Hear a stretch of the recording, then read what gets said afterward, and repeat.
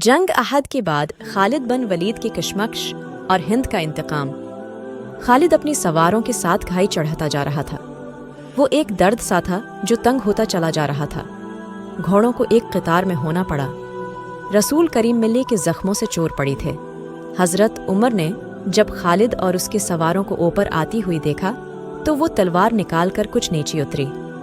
जंग अहद ख़त्म हो चुकी थी। क़रीश उस लिहाज से बरतरी का दाविया कर सकती थी कि उन्होंने मुसलमानों को ज़्यादा नुकसान पहुंचाया, लेकिन ये जंग हार जीत के बग़ैर ख़त्म हो गई थी। लेकिन ये हमारी शख्सियत थी। खालिद को जैसी अपनी आवाज़ सुनाई दी। मुसलमानों की नफरी 700 थी और हम 3000 थी। हमारी पास 200 घोड़ी थी। हमारी फतह तब होती जब हम मोहम्मद एस को कत्ल कर देती। खालिद ने अपने आप में झंझनाहट महसूस की।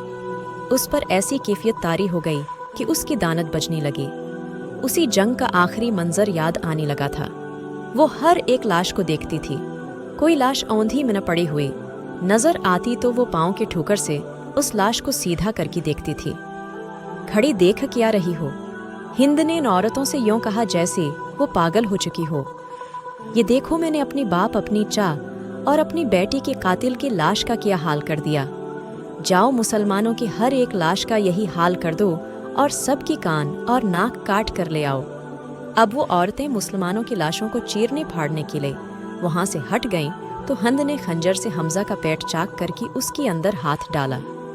इसका हाथ बाहर आया तो उसमें हमजा का कलीजा था जो हिंद ने खंजर से काट लिया। उसने उस पर अक्तफा ना किया। हमजा की कलीजी का एक टुकड़ा काट कर उसने अपनी मुंह में डाल लिया और बर्री तरह उसी छाने लगी। लेकिन थोड़ी देर बाद उसने कलीजी की उस ठकड़ी को अगल दिया। खालिद को दूर अबू सफियान खड़ा नजर आया। अबू सफियान, खालिद ने क़स्सी और हकारत की मिली जली लहजी में कहा, क्या तुम अपनी बीवी और उन औरतों की उस वहशियाना हरकत को पसंद कर रही हो? अबू सफियान ने खालिद की तरफ ऐसी निगाहों से देखा जिनमें बेबसी की झलक थी और साफ पता चलता था कि उसी लाशों के साथ अपनी बीवी का ये सलूक पसंद नहीं। खामोश क्यों हो अबू सफियान? तुम हिंद को जानती हो खालिद। जब हिंद हमजा की लाश का कलीजा चबाकर अगल चुके तो उसने पीछे देखा। उसके पीछे जबीर बन मताम का गुलाम वहशी बन हरब खड़ा था। हिंद को अपना वादा याद आ गया। उसने वहशी से कहा था कि तुम मेरे बाप, चचा और बेटी के कातिल को कत्ल कर दो तो मैंने जितनी जेवरात पहन रखी हैं वो तुम्हारी होंगे, और वहशी अपना इनाम लेने आया था। हिंद ने अपनी तमाम ज़ेवरात इतार कर वहशी बन हर्ब के फैले हुए हाथ पर रख दिए।